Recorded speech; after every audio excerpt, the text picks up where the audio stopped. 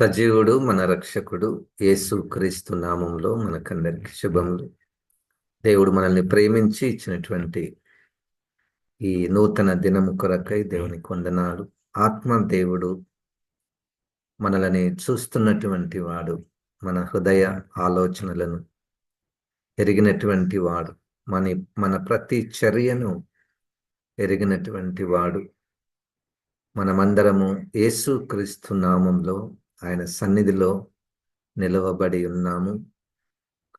ఆయన మాట ద్వారా మనము కడగబడుటకు, ఆయన మాట ద్వారా ఆదరించబడుటకు, ఆయన మాట ద్వారా హెచ్చరింపబడుటకు, ఆయన మాట ద్వారా ఆయన ప్రణాళికలను తెలుసుకొనుటకు, ఆయన మాట ద్వారా ఆయన వాగ్దానములను తెలుసుకొనుటకు మనము వచ్చి ఉన్నాము. ఎవరితో ఏ మాట ద్వారా దేవుడు మాట్లాడతాడో వారు హృదయాలను సిద్ధపరచుకొని మంచి నేల, 4 రకాల నేలలలో మంచి నేల సాత్వికముతో వాక్యాన్ని వినుట. సాత్వికముతో అంటే సిద్ధపాటు హృదయముతో దాన్ని రిసీవ్ చేసుకునుట. ఆ ఆ నేలగా మనల్ని మనం సిద్ధపరచుకున్నాము. విత్తనము ఒక్కటే, వాక్యము ఒక్కటే, యేసుక్రీస్తు వారు ఒక్కడే. అది వెదజల్లబడుతుంది. రకరకాల నేలలు, రోడ్డు ప్రక్కన ఉన్నటువంటి నేల, ఇది మరియు ముళ్ళ కంపల కలిగినటువంటి నేల, రాళ్లతో ఉన్నటువంటి నేల, అంటే ఇవన్నీ హృదయాలు. ఆ మనస్సు, సిద్ధపాటు కలిగినటువంటి మనస్సు. పరిశుద్ధాత్మ దేవుడు అట్టి కృపా సహాయము మనకు దయచేసి వాక్యము పట్ల శ్రద్ధ, మంచి హృదయము కలిగి మనము వినడానికి సిద్ధపడదాము. 37వ కీర్తనలో 4వ వచనంలో, యెహోవాను బట్టి సంతోషించుము, ఆయన నీ హృదయ వాంఛలను తీర్చును. ఆయన నీ హృదయ వాంఛలను తీర్చును. ఈ హృదయ వాంఛలు, హృదయ వాంఛ, వాంఛ అంటే కోరిక లేదా ఇష్టము. హృదయ వాంఛలు, హృదయానికి కోరికలు ఉంటాయి. 3 స్టేజెస్లో ఈ హృదయ వాంఛలు ఉంటాయి. అంటే ప్రతి హృదయాన్ని మనము తట్టితే ఏంటి ఈ హృదయంలో ఉన్నటువంటి కోరిక? ఈ హృదయంలో ఉన్నటువంటి కోరిక ఏముంది? భౌతికముగా నలిగిన హృదయాలు ఉంటాయి, విరిగిపోయినటువంటి హృదయాలు ఉంటాయి. ఉదాహరణకు బైబిల్లో నిర్గమాకాండంలో 1వ అధ్యాయంలో ఇశ్రాయేలీయుల యొక్క హృదయము నలిగిపోయినటువంటి హృదయం. వాళ్ళ కోరిక, వాళ్ళ ఇష్టము ఏంటంటే బయటపడాలి, ఈ బానిసత్వము నుండి బయటపడాలి. వాళ్ళ యొక్క శ్రమ, వాళ్ళ యొక్క బాధ, వాళ్ళ యొక్క ఏడుపు, ఇది భౌతికంగా చాలామంది కృంగిపోతూ ఉంటారు.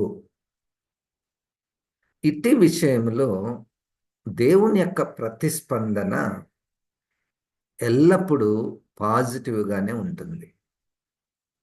అంటే వీరిని ఈ ఏడుపు నుండి, ఈ బాధ నుండి, ఈ కృంగిన హృదయము నుండి, ఈ విరిగిన హృదయము నుండి విడిపించాలి. అది దేవుడు ఎవరైనా పర్వాలేదు, ఎవరైనా క్రైస్తవులే అయిన అవసరం లేదు. ఎవరైనా దేవుని సృష్టి కాబట్టి, ఏ దేశవాసులైనా, ఏ మతము వారైనా, ఏ కులం వారైనా, ఏ రంగు వారైనా, ఏ ప్రాంతము వారైనా, వారి హృదయాలు నలిగిపోతుంటే భౌతికముగా, నిష్కారణముగా కృంగిపోతున్నటువంటి హృదయాల పట్ల దేవుడు ఎప్పుడు కూడా కనికరము గల కండ్లు ఆయనకు ఉన్నాయి. ఆయన వారికి సహాయము చేయును, వారి హృదయ వాంఛలను తీర్చును, అంటే వారి యొక్క అవసరతలను తీర్చును. వారి యొక్క అవసరతలను తీర్చును. ఇది మొదటి విషయం. రెండవ విషయము, ఆత్మ సంబంధమైనటువంటి హృదయ వాంఛ.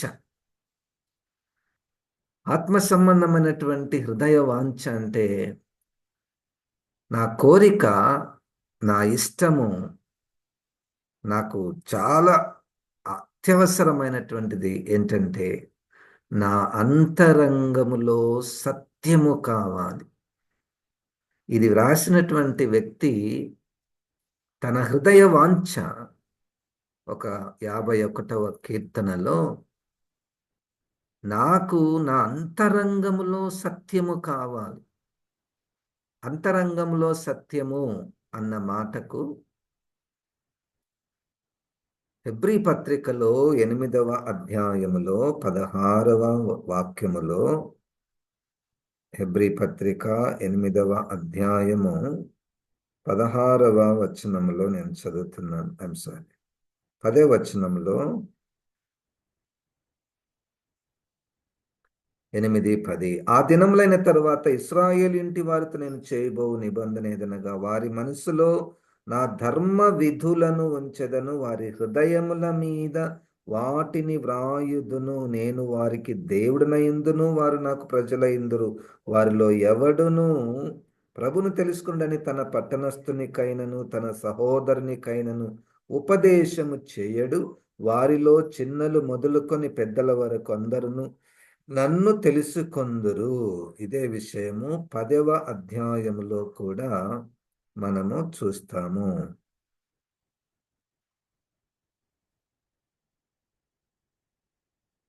10వ అధ్యాయము హెబ్రీ పత్రిక 16వ వచనం, ఆ దినములైన తర్వాత నేను వారితో చేయబోవు నిబంధన ఇదే, నా ధర్మ విధులను వారి హృదయమునందుంచి వారి మనస్సు మీద వాటిని వ్రాయదు. ధర్మ విధులు మన మనస్సులో, మన హృదయములో వ్రాయుట, దాన్నే అంతరంగములో సత్యమును కోరుకునుట. దేవా, నువ్వు అంతరంగంలో సత్యమును కోరుచున్నావు, అది నాకు కావాలి. ఇది హృదయ వాంఛ, హృదయ కోరిక. అదే 51వ కీర్తనలో, దేవా నీ ఆత్మను నా నుండి తీసివేయకము, ఆత్మను నా నుండి తీసివేయకము, నువ్వు నాకు ఆత్మనిచ్చావు. దావీదు గారు పరిశుద్ధాత్మతో నింపబడినటువంటి వ్యక్తి, కానీ ఒకానొక సందర్భంలో భయపడిపోయాడు. నా స్థితిని బట్టి, నా పాపమును బట్టి ఈ ఆత్మ నా నుండి వెళ్ళిపోతాడో అని భయపడిపోయి, నీ ఆత్మను నా నుండి తీసివేయకము అంటే అది హృదయ వాంఛ, హృదయ కోరిక. ఇది ఆత్మ సంబంధమైనటువంటి కోరిక. అదే కీర్తనలో, నీ రక్షణానందమును నాకు మరలా దయచేయుము, నీ రక్షణానందమును నాకు మరలా దయచేయుము. ఆ మాటలు మన హృదయములో వ్రాయబడవలెను. 51వ కీర్తన చూడండి,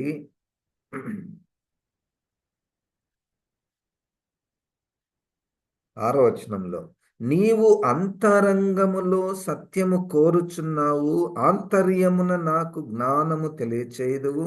నేను పవిత్రుడు అగునట్లు హిస్సోపుతో నా పాపము పరిహరింపుము. ఇది కూడా ఒక వాంఛ, ఒక కోరిక. దీన్ని తప్పకుండా దేవుడు తీరుస్తాడు. నీ హృదయ వాంఛలను దేవుడు తీర్చును. ఇక్కడ దావీదు గారి యొక్క వాంఛ ఏంటంటే, నా పాపము కడగబడవలెను. బాగుగా కడుగుము ప్రభా, నేను తెల్లగానున్నట్లు నీవు నన్ను కడుగుము. ఉత్సాహ సంతోషములు నాకు వినిపింపు, అప్పుడు నీవు విరిచిన ఎముకలు హర్షించును. నా పాపములకు విముకుడవు కమ్ము, నా దోషములన్నిటినీ తుడిచివేయుము. దేవా నాయందు శుద్ధ హృదయము కలుగ చేయుము. వాంఛ, కోరిక, శుద్ధ హృదయము. మత్తయి సువార్తలో ప్రారంభ బోధలో యేసుక్రీస్తు వారు, హృదయ శుద్ధి గల వారు ధన్యులు, వారు దేవునిని చూచెదరు. హృదయ శుద్ధి, అది వాంఛ, అది ఒక కోరిక. ఆ కోరికను దేవుడు తీరుస్తాడు. మరి మన హృదయంలో ఎట్టి కోరికలున్నాయో, ఎట్టి ఇష్టాలున్నాయో, ఆ హృదయ వాంఛలను దేవుడు తీర్చు. స్థిరమైన మనస్సును నూతనముగా పుట్టించుము. నా అంతరంగములో స్థిరమైన మనస్సు, దానికి ఆపోజిట్ చంచలమైన మనస్సు. త్వరగా కదిలిపోయే, త్వరగా వెనుదిరిగే, త్వరగా తప్పిపోయే చంచలమైనటువంటి మనస్సు నాకు వద్దు ప్రభువా. నేను స్థిరముగా నీ రక్షణలో శుద్ధ హృదయము కలిగి, అంతరంగంలో సత్యము కలిగి నేను నిలబడాలి. నేను నిలబడాలి. నీ సన్నిధిలో నుండి నన్ను త్రోసివేయకుము, నీ పరిశుద్ధాత్మను నా యుద్ధ నుండి తీసివేయకుము. కోరిక, వాంఛ, నీ పరిశుద్ధాత్మను నా నుండి తీసివేయకము. నీ రక్షణానందము నాకు మరలా పుట్టించుము. సమ్మతి గల మనసు కలుగ చేసి నన్ను దృఢపరచుము.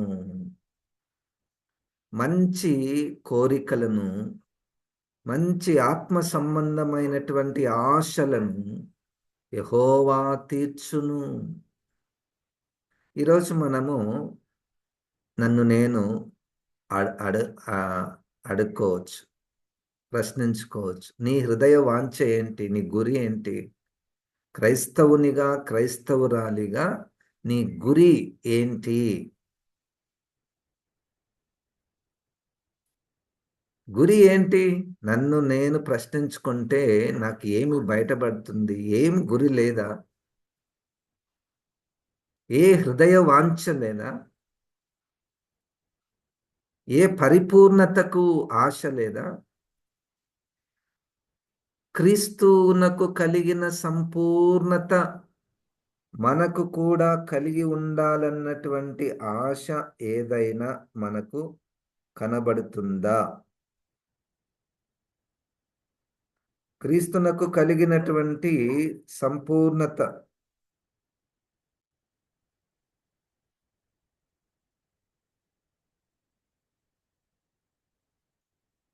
పదకొండవ వచనము, ఎఫెసీలకు రాసిన పత్రిక 4వ అధ్యాయం. ఎఫెసీ పత్రిక 4వ అధ్యాయము 11వ వచనం. మనమందరము విశ్వాస విషయములోను దేవుని కుమారుని గూర్చిన జ్ఞాన విషయములోను ఏకత్వము పొంది సంపూర్ణ పురుషుల మగు వరకు, అనగా క్రీస్తునకు కలిగిన సంపూర్ణతకు సమానమైన సంపూర్ణత కలవారమగు వరకు ఆయన ఈలాగు నియమించెను. క్రీస్తునకు కలిగిన సంపూర్ణత, విశ్వాస విషయములో, యేసుక్రీస్తుని గూర్చిన జ్ఞాన విషయములో మనం సంపూర్ణంగా ఉండాలన్నటువంటి కోరిక. ఏ విద్యార్థికి నాకు 100కి 100 మార్కులు రావాలని ఆశ ఉండదు? ఉండేవాళ్ళు ఉంటారు, ఆ కేటగిరీ ఆఫ్ స్టూడెంట్స్ కూడా ఉన్నారు. వాళ్ళ వాళ్ళది ఏంటంటే వాళ్ళది వాళ్ళకి తెలిసిపోతుంది. మన చదువులకు మనం చదివేదానికి 100కి 100 మార్కులు వచ్చే అవకాశమే లేదు. కానీ ఇంకొక కేటగిరీ ఆఫ్ స్టూడెంట్స్ ఉంటారు. వారికి ఆశ, కోరిక 100కి 100 మార్కులు రావాలి. ఇప్పుడు మరి మన కోరికలు ఏంటివి? మన వాంఛలు ఏంటివి? ఆత్మ సంబంధముగా నా వాంఛ ఏంటి? ఫిలిప్పీ పత్రికలో 3వ అధ్యాయములో ఇంకొకరికి ఎంత కోరిక అంటే 10వ వచనంలో,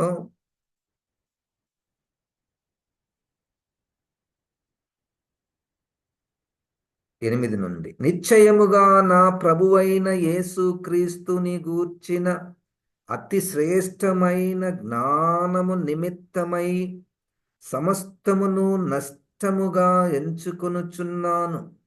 ఈయన కోరిక ఏంటంటే యేసుక్రీస్తుని గూర్చిన జ్ఞానము నిమిత్తమును సమస్తమును నష్టముగా ఎంచుకొనుట. అది ఆయన కోరిక.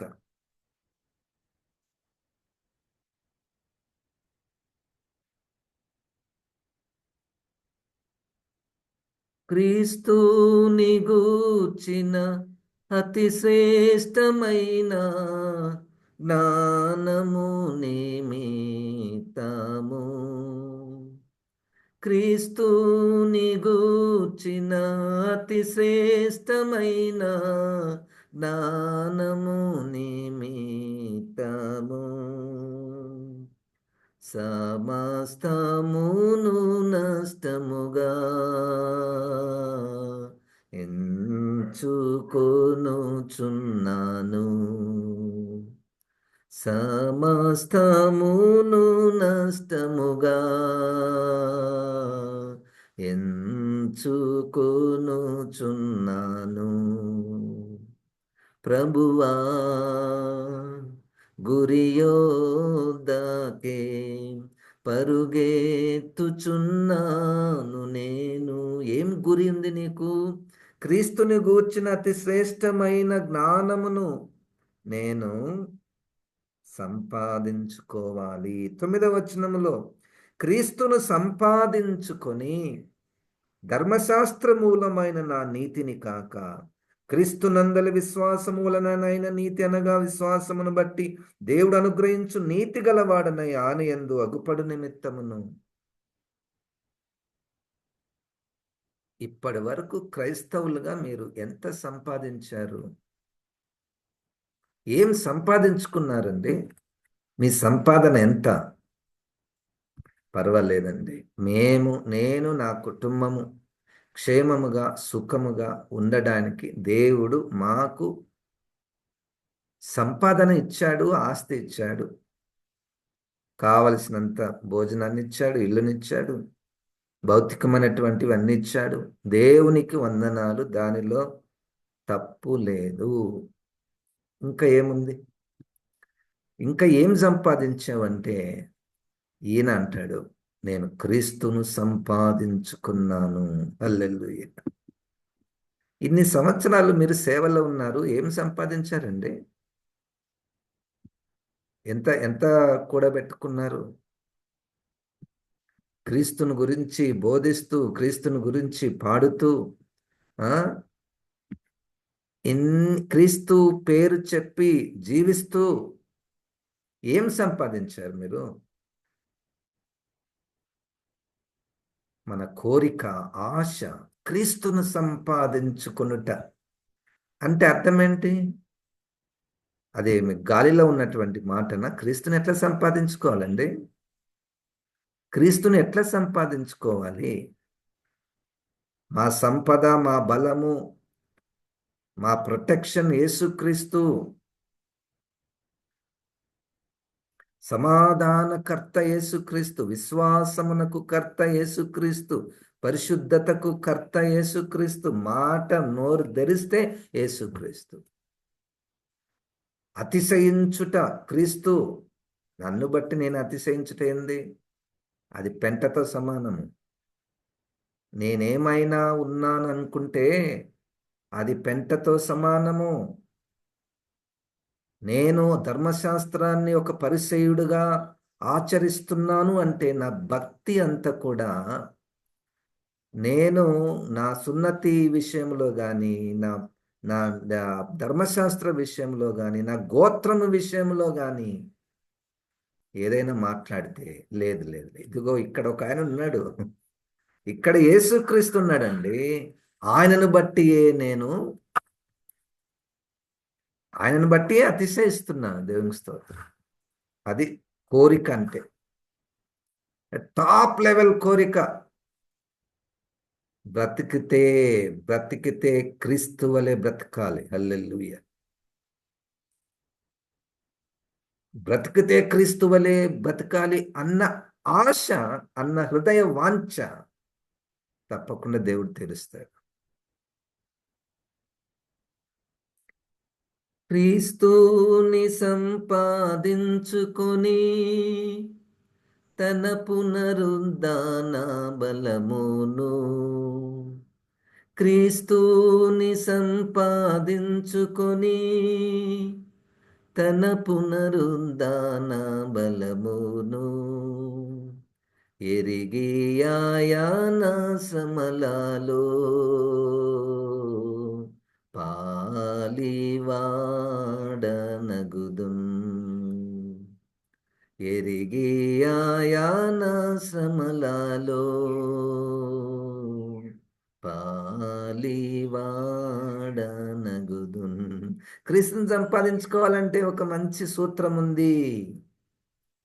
ఆయన శ్రమలలో పాలివాడగుట. హల్లెలూయా. ఇదేంటి సార్, సంపాదన అంటారు మళ్ళా శ్రమలు అంటారు. సంపాదన ఇప్పుడు న్యాచురల్గా మనము ఆస్తి వచ్చిందంటే ఉట్టిగానే వచ్చిందా మనకు ఆస్తి? ఎంత కష్టపడి ఉంటారు మీరు, ఎంత ప్రయాసపడి ఉంటారు, ఎంత ప్రయాసపడితే ఈరోజు సుఖంగా మనం ఉన్నాము. అంతే, క్రీస్తును సంపాదించుకున్నామంటే దానికి కూడా ఎంతో కొంత శ్రమ ఉండాలి కదండి. ఇదేమి బుక్కులు చదివి యేసుక్రీస్తుని తెలుసుకోవడం కాదు కదా. బైబిల్ చదివితే మనకు యేసుక్రీస్తు జ్ఞానము తెలుస్తుంది అనుకుంటున్నారా? బుద్ధిపూర్వకమైనటువంటి జ్ఞానము, ఉపయోగం లేనటువంటి జ్ఞానము.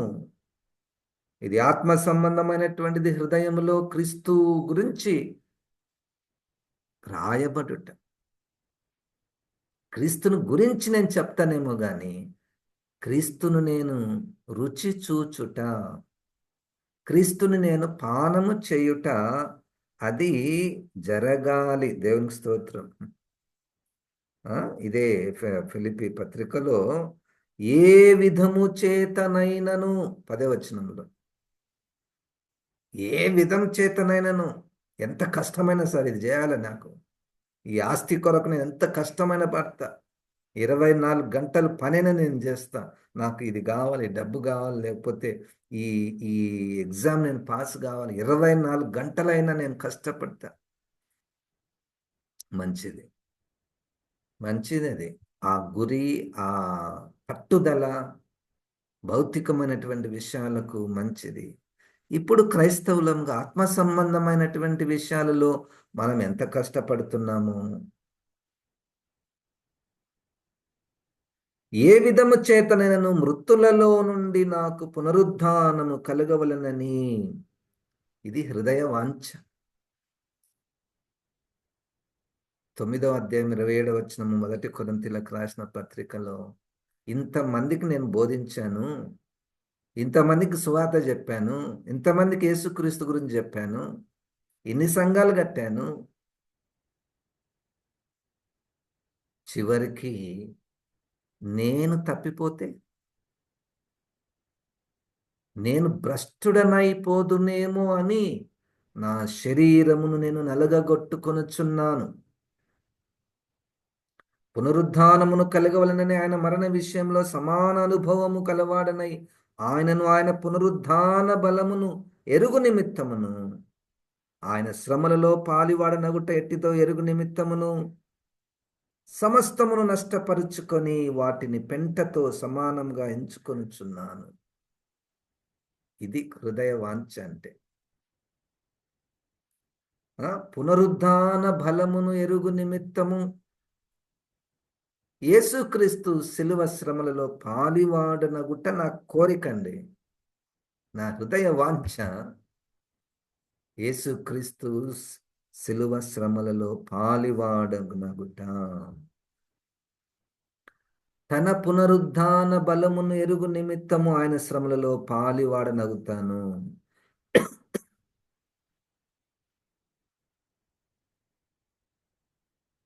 గనుక గురి వద్దకే గురి హృదయవాంఛ. ఇంకొకటి ఉన్నది, మూడవది భౌతికమైనటువంటి హృదయవాంఛ, భౌతికమైనటువంటి ఆ భారము, అవసరత దేవుడు చూస్తాడు. నంబర్ 1. నంబర్ 2, ఆత్మ సంబంధమైనటువంటి హృదయ వాంఛలు ఉన్నాయి. మూడవది, చెడిపోయినటువంటి హృదయాలకు కూడా వాంఛలు ఉంటాయి, కోరికలు ఉంటాయి. అవి తీర్చబడవు. కానీ ఒక కేసులో తీర్చబడతాయి. రోమపత్రికలో 1వ అధ్యాయంలో చెడిపోయినటువంటి హృదయం కలిగినటువంటి వారు దేవుణ్ణి వదిలిపెట్టి, దేవుడు ఉన్నాడని తెలిసి కూడా, దేవుడు చూస్తున్నాడని తెలిసి కూడా ఆయన దగ్గరికి రాకుండా అదే చెడు పనులలో ఉన్నారనుకోండి, దేవుడు వారి తుచ్చమైన ఆశలకు అప్పగించును. అంటే ఇంకా నువ్వు ఆశను తీర్చుకో, నీ హృదయ వాంఛలను తీర్చుకో, అది జరుగుతూనే ఉంటాయి. అది చాలా ప్రమాదకరమైనటువంటి స్థాయి. అట్టి వారిని తిరిగి మారు మనసు పొందుట అసాధ్యము. పరిశుద్ధాత్మ దేవుడు సర్వసత్యములోనికి మనల్ని నడిపించునుగాక. ప్రార్థన చేసుకుందాం. జీవం గల దేవా, వాక్యమైన ప్రభా, ఈ మాటలు ప్రభా నాలో మాలో ఫలింప చేయమని, ప్రభా వాక్యానుసారంగా మాకు ఆత్మ సంబంధమైన విషయంలో ఆ హృదయ వాంఛలను నాయన మాకు దయచేయమని యేసుక్రీస్తు నామమున ప్రార్థిస్తున్నాము తండ్రి. ఆమేన్. ఇప్పుడు మన పరమ తండ్రి అయిన దేవుని యొక్క ప్రేమను, ప్రభువైన యేసుక్రీస్తు కృపా, పరిశుద్ధాత్మ దేవుని యొక్క సహాయము సహవాసము మనకందరికి సదాకాలము తోడై ఉండును గాక. ఆమేన్. అందరికీ వందనాలు. Good morning.